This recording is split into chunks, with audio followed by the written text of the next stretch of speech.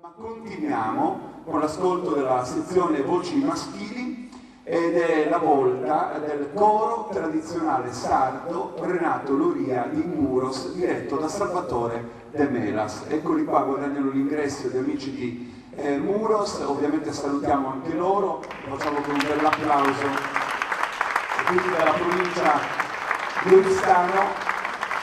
Ci ritrasferiamo nell'ambito territoriale del Sassarese. A mamma mia, il titolo del brano, e Salvatore Muscas ha scritto di questo brano sia il testo che la musica. Salvatore De Melas, come vi ho detto, lo dirigerà il coro tradizionale sardo Renato Loria di Muros.